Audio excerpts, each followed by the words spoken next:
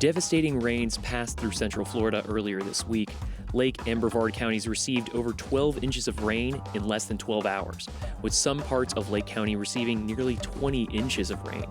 Houses were breached and roads were swept away by the flash flooding. We speak to those who are on the ground about the damage caused by the water. You are listening to Engage on Central Florida Public Media. I'm Joe Mario Pedersen, sitting in for Sharon Stone. Also, Hurricane Melissa was a Category 5 hurricane with incredible strength. We connect with Central Floridians with ties to the Caribbean who are worried for their loved ones caught in the storm's path. And we tap into the local coffee party scene of Orlando. Daytime parties in restaurants and coffee shops are a rising trend among young and older adults. We ask why the daytime party scene appeals to them. But first, late on Sunday night and into early Monday morning, an extraordinary rain event pushed through Brevard and Lake counties, causing floodwaters to quickly rise in both counties. The downpours have left both areas with water that has yet to fully recede. The National Weather Service reported Eustis had 19.7 inches of rain in one location over a 24-hour period. Mount Dora recorded 17.86 inches of rain. In Brevard County, Port St. John, Titusville, and Port Canaveral all recorded more than 14 inches of rain. Both the city of Titusville and Lake County have declared a state of emergency. Titusville Mayor Andrew Connor spoke with Central Florida Public Media about the suddenness of the deluge. So we received radar and weather reports that we anticipated 3 to 5 inches of rain on Sunday.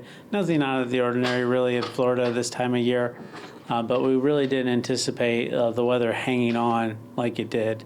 It seems like the meteorologist on Monday liked a Monday morning quarterback and go, okay, we can tell you now why this happened, but we didn't really have those anticipations ahead of time to make preparations normally like we would in a hurricane situation where we have plenty of time to get resident sandbags and have disaster response crews ready.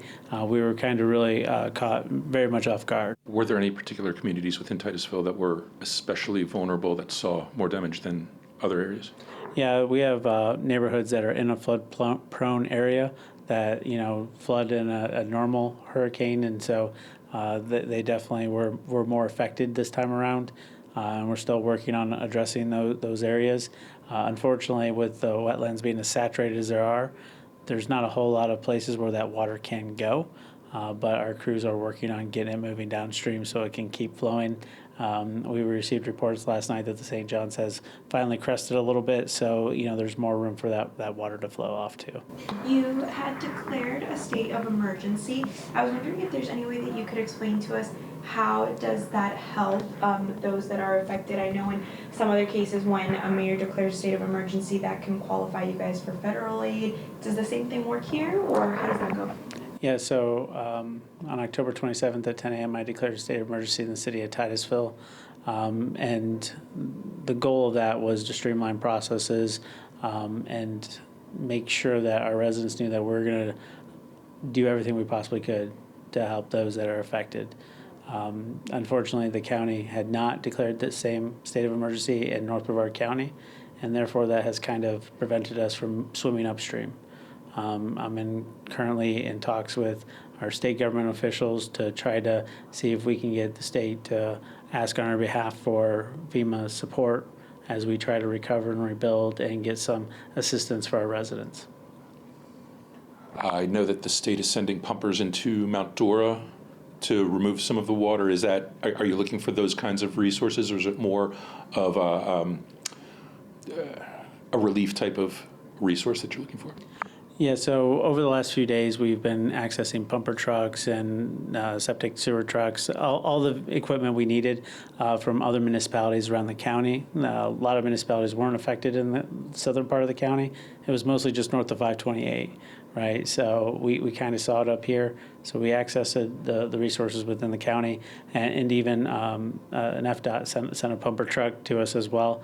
I think it was mostly because 95 was a little bit overwhelmed, but we got some of those resources, and we're using them currently. You talk about being in conversations with state government to see if we can get any help from FEMA. Is my question maybe completely not one thing having to do with another, but would the government shutdown have any effect on how long things help to get to you guys? I do not have the answer to that question. Unfortunately, I'm not an expert on federal government. That's a whole different ballgame.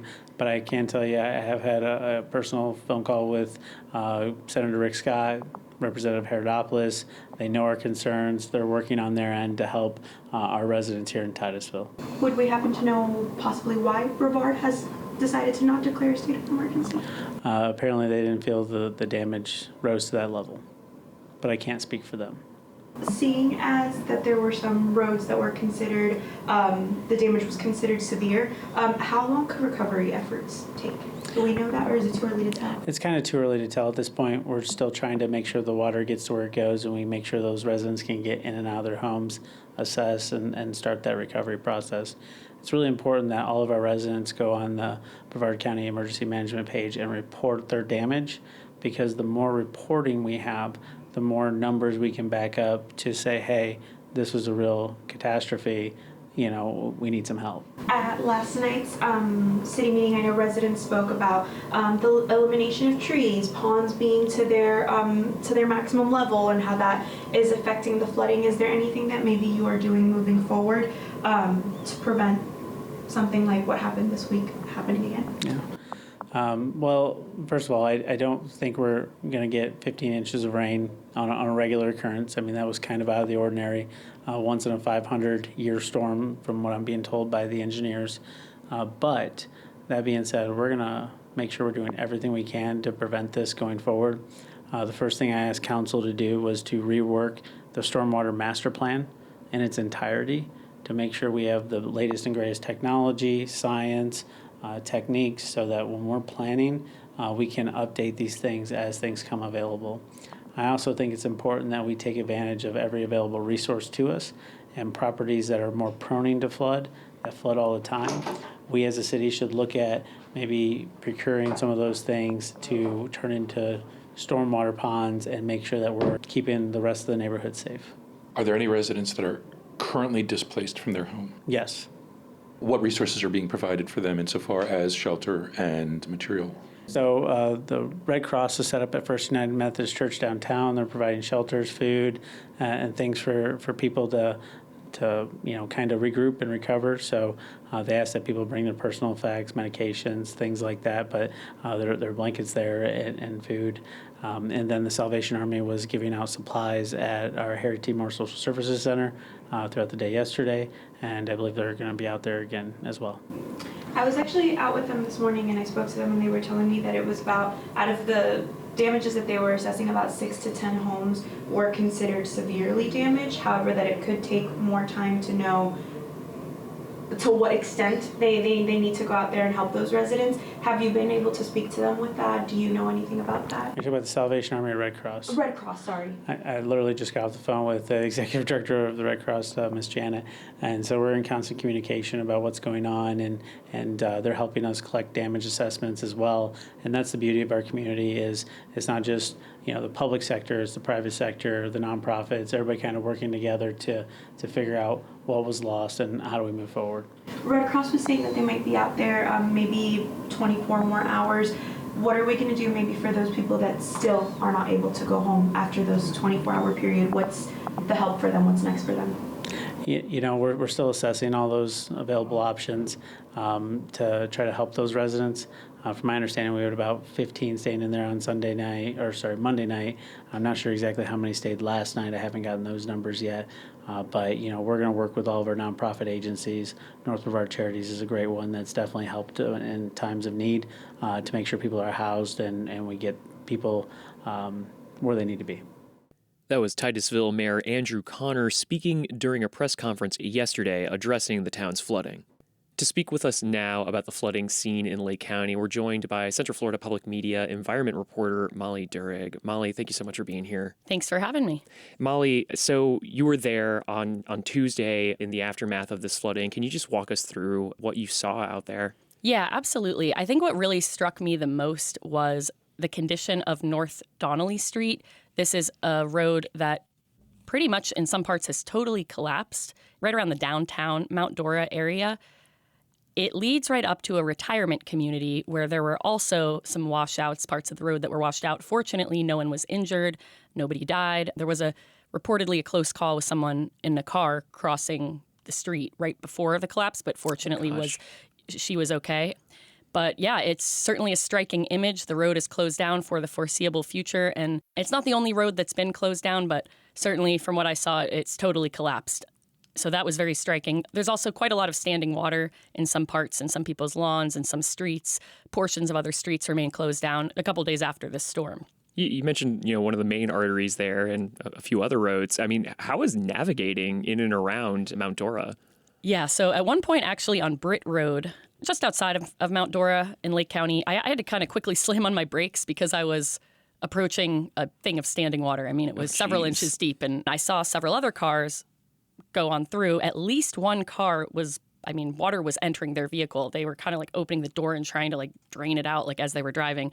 A couple cars stopped and turned around, but I was honestly kind of taken aback by how many cars kept driving right on through. As far as the folks who were affected by these floods, what were you hearing from them? It was really interesting. I spoke with a few folks who were kind of stopping by North Donnelly Street, trying to take a look at the damage. And one gentleman, Steve Brothers, a Mount Dora resident, said he got a couple of inches of water in his house. The downpour is unbelievable. I'm saying, well, when is this going to stop? We're going to get flooded here. Well, sure enough, we did. At one point, it went in the room and there's water all over the floor.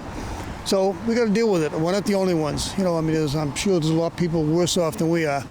Kind of the vibe I was picking up from people was they weren't surprised, right? They live in an area that gets flooded sometimes. There's sort of an attitude of like resignation to it, but also just hoping to get things fixed quickly. That's another big thing. Folks are hoping that these roads do not stay out of commission for very long because it's a small town. Obviously, Mount Dora's weekly arts festival, lots of local vendors, and the city in general has lots of local events, and people are a little concerned about the local business and how folks are going to be getting around the town. So, Molly, as an Orange County resident, 19 inches, that's a crazy amount of water for me to fathom. However, earlier you had mentioned that when you talked to locals about this wasn't actually something that they found all that surprising, even with such a large amount of water coming on so quickly. So could you walk us through that mentality? I think that it's an interesting thing, right? People are, trying to do their best just getting through. And so maybe there's that element too, people just trying to stay positive. But I talked to a gentleman, Andrew Duncan, who's not originally from the area, but has lived there for many years. And he talked about this isn't necessarily something that we expected to happen, but we are still in hurricane season until the end of November. While this was obviously not a hurricane, extreme rain events can happen. And I spoke with a man named Andrew Duncan who lives in the area and said, this isn't necessarily what he expected, but it's hurricane season. So kind of got to be prepared, got to stay safe. And he was grateful that the area wasn't hit harder. It just was raining very loud. It was raining all the time, and it continued. And the police cars was blocked up all around here and stopping people from going that way. It's just something that we didn't expect to happen, but these things happen in this kind of hurricane season. Do we have any idea as far as like damage totals, what officials are saying, the actual like monetary value of these damages are yet? That's a great question. As of Tuesday afternoon, the city and Lake County both said that they don't have those totals yet. They are working to come up with a better sense of the damage. Also, we'll just throw out there that the state is pitching in to help. Governor Ron DeSantis said Tuesday that the Division of Emergency Management is going to help pump water to the tune of 30 million gallons from Lake County, from the flooded area. So that just gives you a sense of how much flood water there is still, again, a couple days after. And also the Florida Department of Transportation will be helping with it. He said at least 4 roadways in Lake County. So hopefully the state will be able to help. That's something I heard expressed by some of the residents, too, that they're hoping the state can come in and help and get things cleaned up more quickly.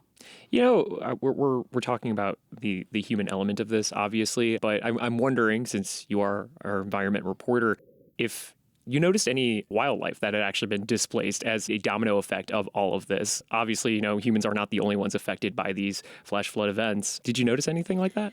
Yeah, it's funny you say that. I actually did notice what looked like a turtle that you'd find in the water. It looked like a snapping turtle to me. It was right on the side of the road. He was alive. Looked like he might have been... alive, great. Glad to hear that. Alive, great. But no, not I was where he also, should be. I was also like, oh no, I didn't want to see him in that situation. But anyways, a local business owner had a shovel and kind of like navigated him off the road as gently as possible. So hopefully they'll be all right. But that definitely does happen with events like these, wildlife getting displaced and land getting displaced, obviously, as well, and eroding. So it sounds like, some locals are taking it upon themselves to provide some relief for animals that were affected by this. As far as relief for the residents of the area, has there been any sort of relief set up yet? Yes, that's a great question. So Mount Dora is making sandbags available to folks who may need them. And they have said that you can pick those up at the Frank Brown Sports Complex at 1245 Pine Avenue. You need to bring your own shovel. Mount Dora is encouraging residents who need help with disaster recovery, including anyone affected by flooding. They're encouraging folks to contact Lake Support and Emergency Recovery, also known as LASER. Also, there was a precautionary boil water notice in effect. The city is waiting on the results of water sampling, so it doesn't mean that the water is contaminated. What it means is they don't know if it's contaminated. So they're waiting to see. And in the meantime, there has been a boil water notice in effect. So basically, stay posted. Keep an eye on the social media channels and the websites of your local governments of the city of Mount Dora, Lake County. As far as water totals go, was there an estimate that was released on that? Yeah, so some parts of Lake County, I believe Eustis got hit the hardest with more than 19 inches over a 24-hour period. Mount Dora took on nearly 18 inches. So yeah, in that range. And just to kind of put some context on that, I looked up the National Weather Service has a really handy tool called Now Data that lets you compare climate trends over time. And looking at the years between 1991 and 2020, so the totals for at the Leesburg Municipal Airport, the annual total is just under 44 inches. So if you think about that, 19 inches, that's like 43% of a whole year in 24 hours. The October normal for Leesburg Municipal Airport is just under 3 inches. So again, 19 inches in 24 hours. That might help you put it into context. This was a very irregular event. Molly Durig, environment reporter with Central Florida Public Media. Molly, thank you so much again for joining us. Thanks so much for having me, Joe Mario. Joining us now is Megan Borowski, a meteorologist with the Florida Public Radio Emergency Network. Megan, thank you so much for joining us. Absolutely. It's a pleasure to be here.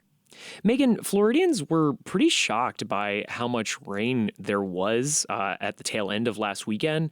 Central Florida Public Media even spoke to the mayor of Titusville. We just heard from him expressing his shock over the event that came through on Sunday and Monday. Can you describe for us, what was this weather event and, why is it that it kind of felt like it came out of nowhere?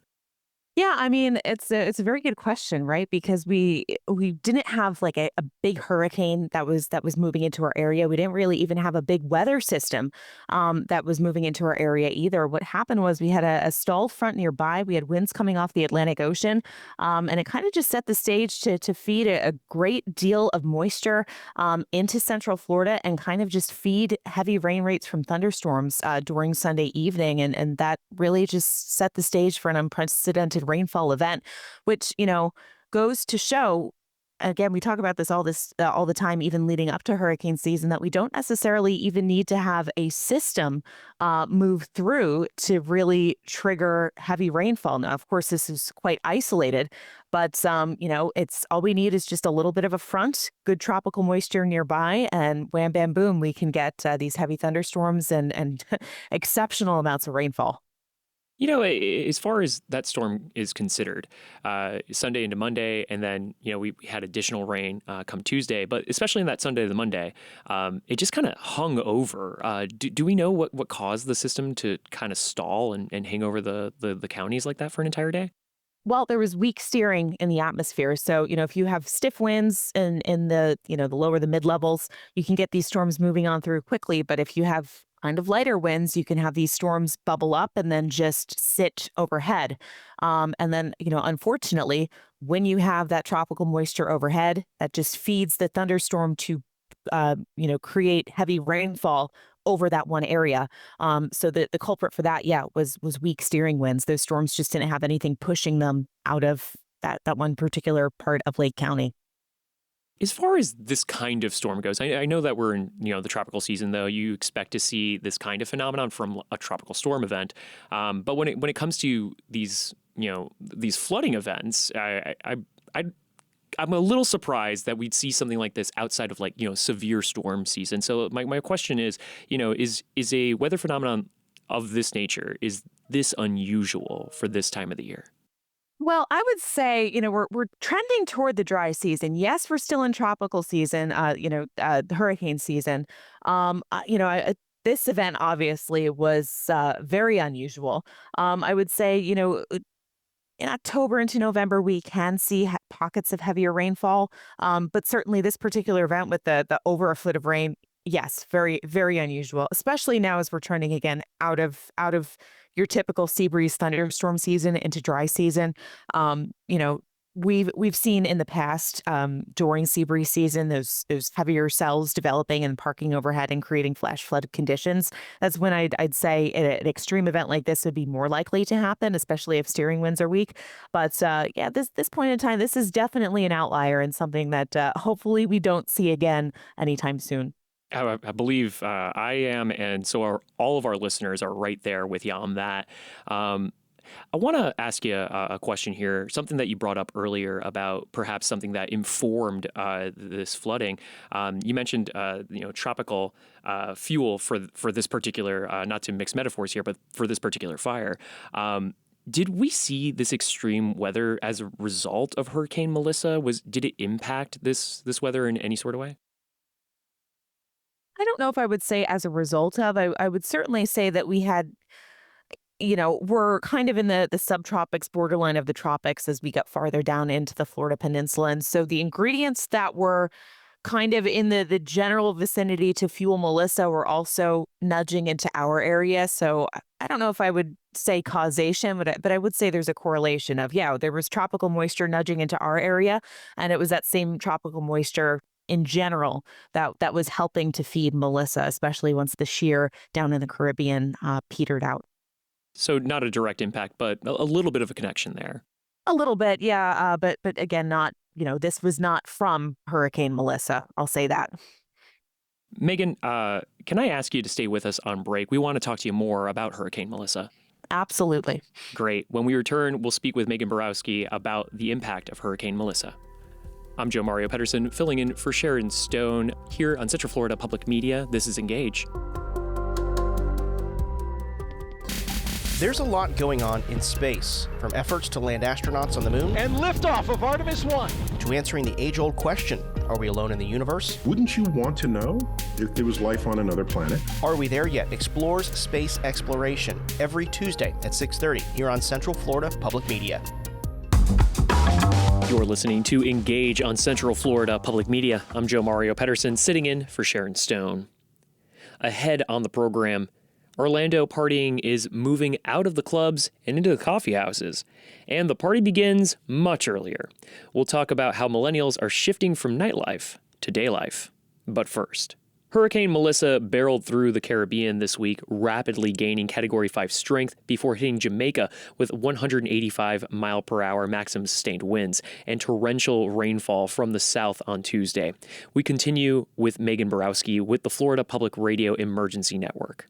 Megan, last I had checked, Melissa is still very much, it has its hurricane status as of, us talking about it as Category 2.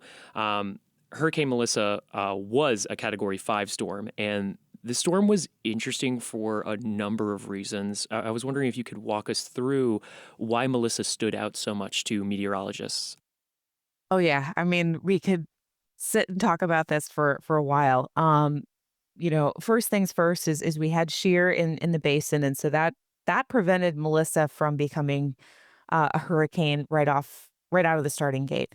But once the wind shear died out south of Jamaica and south of Haiti, we saw explosive growth with Melissa over last weekend. And so that was one of the things just to marvel at, not in a good way, but in a, oh my gosh, sort of way.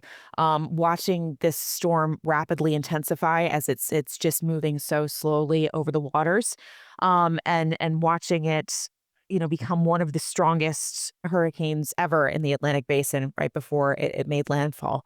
We'll be talking about the records here for a while. It was the strongest hurricane on record, I believe, to make landfall in Jamaica.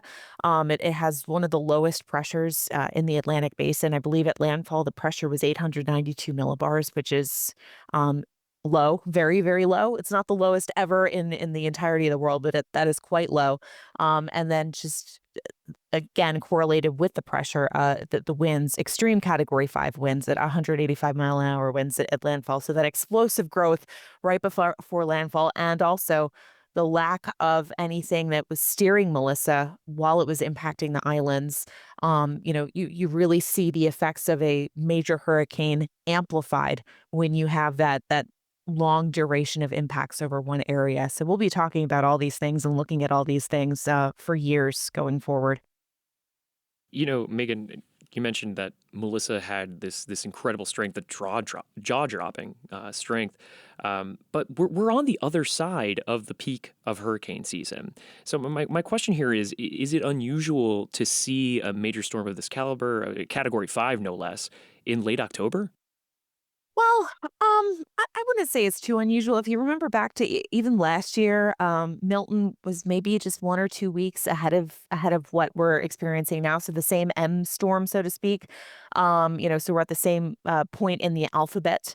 So not totally out of norm for this time of year. Again, Milton had that explosive growth well before it made landfall, thankfully, when it was over the Gulf. So, not out of the realm of norm as well. I also think back to just because it impacted, me personally, was Superstorm Sandy. It wasn't that was more of a hybrid storm. Again, it wasn't too strong, but it had major impacts. And that was toward Halloween time back in, oh gosh, 2012, I think. But it's a while back, but no, not totally out of the realm of normal to have this strong of a storm this late in the season, especially since we've had nothing so far that was too intense over the Caribbean. This hurricane season is, close to the end here. Was wondering if, you might be able to characterize the 2025 season compared to, say the last 5 years or, seasons in general. How would you describe it? Well, I would say we're still moving along through this season. We still have a month left, and a lot can happen over the course of 4 weeks. I will say that it's been quite the unusual season in the fact that we've seen bursts of activity and then we've had weeks worth of a lull. Where, even as we got toward the peak of season, August into September, there really was not a whole lot going on. But then we'll see bursts of activity again. And so kind of tracking those bursts and then lulls will be quite interesting once we get in the off season and look back at the data. The other thing too is the fact that the strong hurricanes or the hurricanes that we did have, they were strong. We had, I believe it was Erin earlier in the year. We have Melissa now. So looking at how those quickly intensified, rapid intensification has been the buzzword for the past several seasons, and that's going to continue to be the buzzword. Just for example, what we saw with Melissa.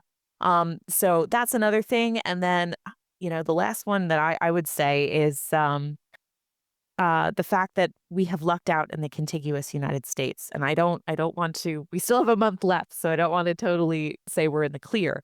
We're all knocking on wood right now. Yeah, exactly. I mean, we're still, I have conversations all the time of we are all still reeling from last season where I think as a total, we had 3 landfalls over the state of Florida. And it was, between Helene and Milton, it was only a matter of a few weeks. And so, this season, I will be quite thankful if we can breathe a sigh of relief on November 30th without any direct impacts. But yeah, in the United States, I believe the only impact we had was from Chantal. And that was a tropical storm. I'm not 100% on this, but I believe that was early July. It was just a little bit after Independence Day, and that impacted the Carolinas. So, remarkable so far in a good way, that, all of the storms, or most of them rather, have kind of developed over the Atlantic and recurved thanks to steering patterns. And now as we get later into the autumn, the jet will dip farther south. That means we should have more cold fronts, so to speak, or troughs of low pressure reaching down into the mid-Atlantic and into the southern states. And hopefully that will help to serve as a shield against anything if it does develop. We just had a front move through Florida last night. It's still moving through the length of the state, bringing in colder and drier air, which is kind of nice for Halloween. But at the same time, that is helping to guide Melissa over the Atlantic, keeping it away from the United States. So hopefully that pattern of those fronts moving on through now that we're well into autumn can continue and just keep anything tropical away. I'm right there with you. I'm sure everyone listening is as well. We have a little more than 30 days left of the season. So we appreciate that outlook that you're giving us as far as the tropics are concerned. We've been speaking with Megan Borowski, a meteorologist with the Florida Public Radio Emergency Network. Megan, thank you so much for joining us today. Anytime. Approximately 65,000 Jamaicans call Central Florida home. Many have been concerned for friends and family who still live on the island. Debbie Jolly Jarrett plays many roles with Jamaican Cultural Connection, an Orlando-based nonprofit promoting the culture and support of Jamaicans, both here and on the island. Jolly Jarrett spoke with us this morning about what she's heard from family and friends in her hometown. I am from Montego Bay, a happy little girl that grew up in Montego Bay. And to hear that Montego Bay is so devastated is heart-wrenching to a lot of us, of course, but also, of course, the entire island. My sister lives in Kingston, and not being able to hear from her because of power cuts, it was, you try to keep positive, oh, it's power cuts, but hearing from her this morning really made us happy. We have other members in St. Elizabeth, which was hit very hard. Black River, that's St. Elizabeth. And we're just praying that they're okay because the shelters were blown away. The hospitals were blown away. So we're very worried. We haven't heard from them. A lot of the telecommunication towers are down. They're trying their best, to expedite rebuilding that. I'm glad my sister was able to even text us. So I am worried. I'm a daughter of Jamaica, along with many other daughters and sons, aunts, uncles, brothers, sisters, and we're very close, especially in Montego Bay. Debbie, in regard to that history, I do want to talk to you because of like how scary this storm was. I recall you saying that you went some time without talking to your sister, but you guys were able to connect. How long did you go without talking to her? Before it hit, we couldn't get through to her, and we were worried. We're very close, and I don't think words can explain how scared we were that we lost our sister. And did she evacuate? Where is she? Is she with friends? We didn't know, but we just heard from her. And then she's in Kingston, but we still have a lot of family and friends in Montego Bay, but they had shelters we knew they were going to, and I was able to speak with them throughout the night of the hurricane.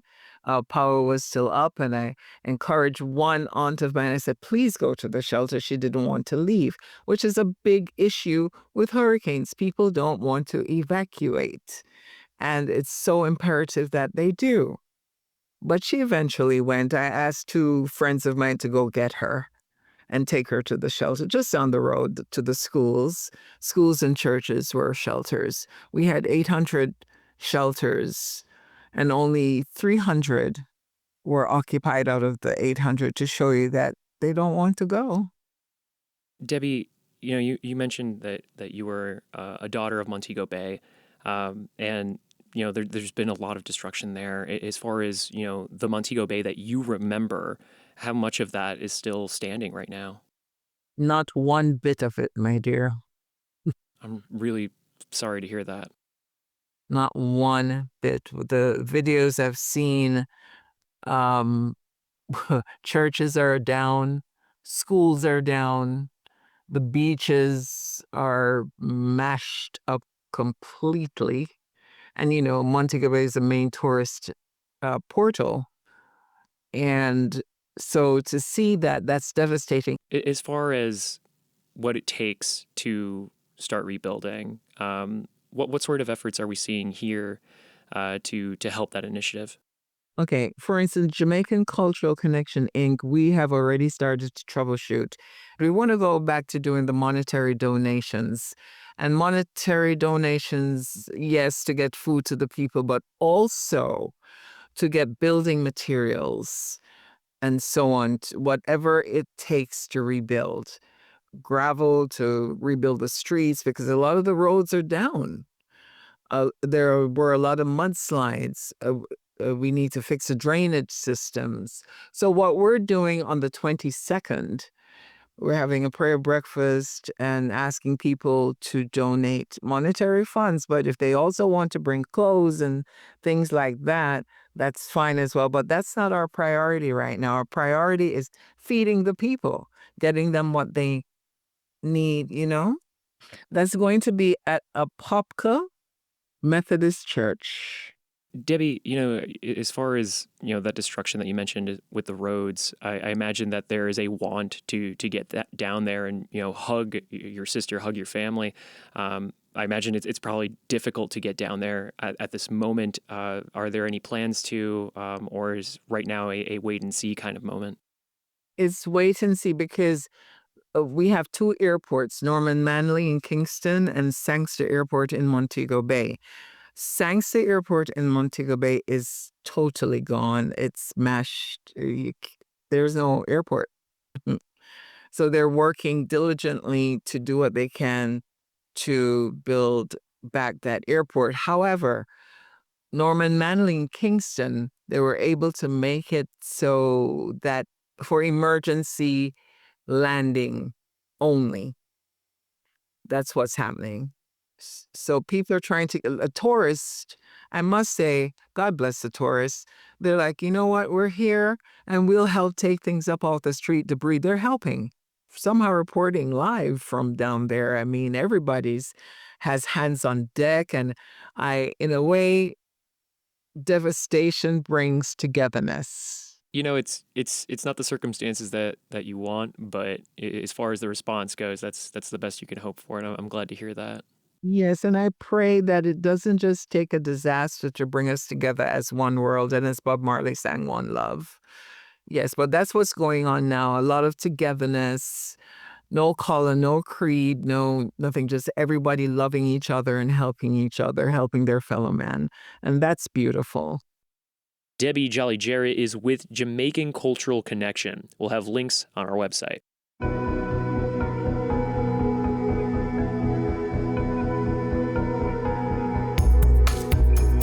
Coming up, daytime parties, coffee, and house music events are picking up steam in Central Florida.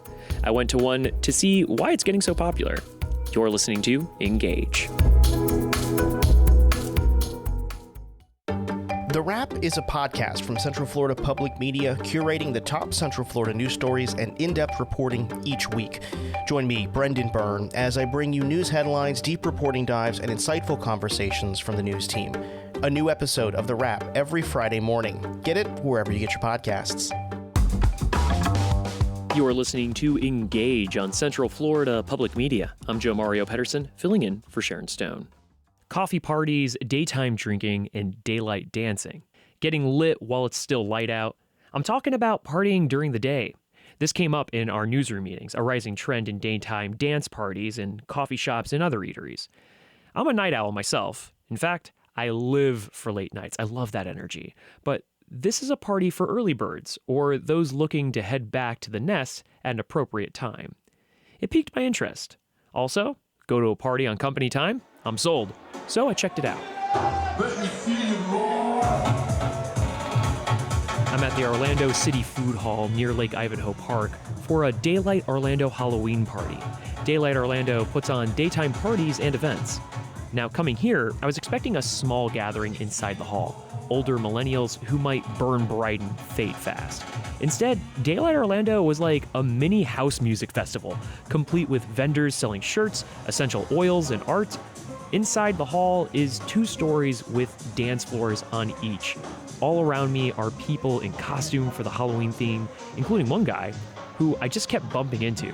He was dressed as Mermaid Man from Nickelodeon's SpongeBob SquarePants show, who's kind of like a geriatric parody on Adam West's comedic Batman. The guy's name is Josue Palenko. He's 27 and has lived and partied in Orlando for about 10 years, usually at night though. This was his third Daylight Orlando event. Sometimes when I'm off on the weekends, I'll either come here and go to work. I'm not really partying too hard where I could still have fun and go to work, but it's a cool way to enjoy myself, like I said, during the day. If it wasn't for that, I'd probably be working hours, staying at home if it wasn't for a daylight party, so it's definitely a good way to go out and have fun. When you do daytime partying, are you going to drink coffee? Are you drinking alcohol? Or are you just You kind of seem like you already have so much energy. Yeah, I would say my friends describe me as positive, high energy. I don't even have to have any drinks, honestly, to have a good time. I'm just there for the vibes. Yeah, exactly. There for the vibes, good coffee here and there. I love a matcha latte, or had an espresso martini, which was fun. But other than that, I'm not really just here to drink. I'm just here to enjoy the vibes. So that's why I still have the rest of my day to enjoy myself while still partying and have fun with my friends. That was the goal of the two DJs who co-founded Daylight Orlando, Vladimir Crane, aka DJ Chino, and Rupesh Patel. Here's DJ Chino. Well, we've been DJing since we're 15 years old, and we can't tell you how old we are, but we've been DJing for a very, very long time, and now that we're getting older, a lot of our friends and clients are now not going out late. So eventually we came up with the concept of doing it during the daytime and getting everybody, including their families, to come out and enjoy the party. Earlier this year, Chino and Rupesh were both DJing in Miami during Music Week. They played the clubs and also attended a few pool parties. They were impressed when they saw lines forming at 7 a.m. That was something they wanted to bring to Orlando, where partying and house music options are, well, to be polite, limited. They unofficially started their concept by hosting coffee parties at cafes around town. Actually was a hit. Everybody loves coffee. Everybody loves caffeine in the morning, and we were getting up to 800-900 people coming out at 7:30 a.m. And so we were like, okay, well, they love coffee. Let's bring them up to different locations, and that's how it came to be. They officially started Daylight in March. In May, they had a Daylight Orlando event at the Great Southern Box Company, another food hall in Orlando. Here's DJ Rupesh. We have some people that want to party all day, all night long. There's people that come after. So we do a coffee party at 7 o'clock in the morning, and there's people that come straight from the club or the after party to our party. So there's some of those people. I think the majority of our people are pretty much they have responsibilities the next day. They have a family, they have a job, and they just want to party till 5 o'clock and be home by dinner time. Their mini house music festival format of bringing daytime partying around town took off fast, with plans for other locations around the state, the country, and across the world. We have multiple cities now. We're doing a party in Tampa, so we have Daylight Tampa, Daylight New Jersey, Daylight New York, Daylight Atlanta. We've already done Daylight Greece. Daylight Mumbai, India's coming up with our good friends. So, like I said, we've been DJing all over the world. We've been everywhere. We also have Sydney coming up, Australia. Puerto Rico. Puerto Rico coming up, and the Philippines, so Manila. We have so many DJ friends all over the world that are, they want to be part of the movement. They want to do the parties, and so we're going to team up with them and help them create their following in their city as well. So that's amazing, first of all. Second, so what it kind of sounds like is for the coffee party craze that was going on, it sounds like a wave was building. Yep. And you guys managed to catch this wave with Daylight, and this wave is now going many other places. Am I correct in saying that? We actually have two coffee parties the same day. One, November 15th in New Jersey, Somerville, New Jersey, at Bliss Cafe, and then in Tampa at Blind Tiger Coffee on the same day. So fortunately, we have amazing friends that are going to be helping us put this on, and amazing DJs that they're curating. So we're just excited about this brand and excited to see the potential of, in the growth. I gotta ask about the vibe of daytime partying versus nighttime partying. Is the vibe relatively the same? Do you see people go hard as hell during the day, or You're a lot more energetic during the day. You get your caffeine kick. They don't need alcohol. They need caffeine. They just go through it. And honestly, the energy, the vibe, people are happier during the day. I mean, late night is way different. They're depending on alcohol to get going. Where you wake up in the morning, you're excited for the day, you're ready to challenge the day, have fun. And I think the energy during the daytime party is definitely a lot stronger. Oh, yeah, I definitely agree. You know, people are, at our coffee party, there's not that much alcohol there. Getting drunk and, people are vibing out like it's a club, and we love it. And our DJs love it too. They get so much energy out of that, The daytime party truly was a family affair, with people of all ages in attendance, from young kids to folks in their 40s and 50s. Among the costumed Nickelodeon characters and members of the Mario and Luigi gang, a woman stood out to me, Angela Bennies. She was wearing a shirt with the phrase Team Day Drunk. The 45-year-old Claremont resident was at the party with her friends in matching shirts. They were at a breast cancer awareness walk not far away and wanted something fun to do after the walk. You know what? We're going to kill two birds with one stone today. We're going to do, obviously, support, the cause for breast cancer, and then, come and enjoy our day and just, again, blessed for another breath. That's all I can say, but definitely knew about it. We searched it, you guys. We follow these parties all the time for the daylight, and, this is exactly the vibe. Some people have their kids here playing, shopping, there's folks dancing. This is Angela's second Daylight Orlando experience. Angela likes going out late to party, but daytime partying, she likes the options it gives her. Sometimes day drinking does lead into night drinking, although I still love to get home, hang out with my puppies, and go to bed early so I can be fresh the next day.